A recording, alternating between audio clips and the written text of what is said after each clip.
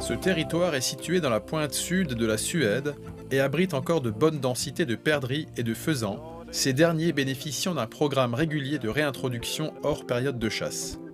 Par ailleurs, un apport de nourriture est assuré en hiver et au printemps. Contrairement au territoire du Grand Nord, ici les secteurs de chasse sont plus réduits. Il faut donc bien planifier les jours de chasse en tenant compte de la direction du vent afin de pouvoir exploiter au mieux chaque parcelle. Lorsque le vent est défavorable, les chiens sont tenus en laisse et les chasseurs remontent la parcelle pour se placer face au vent. Allez! C'est au tour de Bjärven d'aller faire une démonstration de son talent.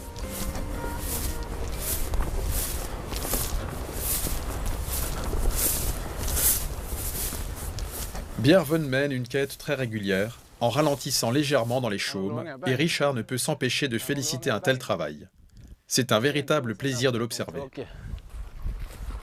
Allez! Jonas et Richard apprécient pleinement cette journée, et les chiens ne sont pas en reste.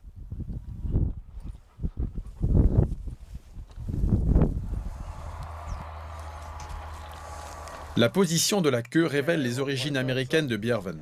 En effet, aux USA, il est demandé aux chiens d'arrêter avec la queue dressée tel un porte-drapeau, question de style et de tradition.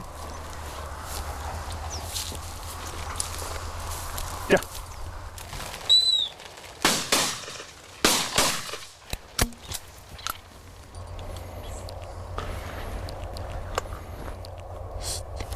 Söka påt. Bjärven doit rapporter 3 oiseaux tombés en terrain difficile. Den sista långt där.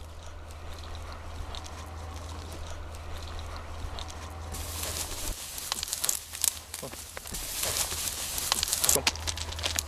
Loss. Duktig kille. Bjärven, söka påt.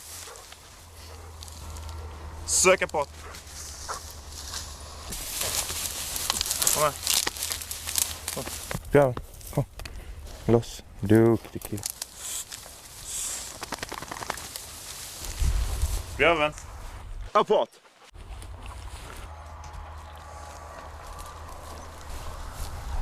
Ja, det är duktig. Ja, vad fint. Kom. Bjärven, kom. Loss. Ja, de är alla tre. Jag förlåt. Richard ne tarit pas d'éloges sur ce rapport. Malgré la distance et l'herbe haute, les 3 oiseaux ont été rapportés en un temps record. Cette action est d'autant plus impressionnante qu'elle est le fait d'un chien d'arrêt britannique et non d'un retriever. Ceci en dit long quant aux méthodes de dressage utilisées par Jonas. Il commence toujours très tôt, s'arrange pour que le chien y prenne du plaisir, et ce dernier point saute aux yeux lorsque l'on observe ces chiens au travail. Chasser la perdrix avec des chiens d'arrêt dans les cultures en septembre ou octobre est un véritable moment de bonheur. La plupart du temps, il est possible de ne porter que des vêtements légers et contrairement aux montagnes du Nord, le terrain est accessible au plus grand nombre.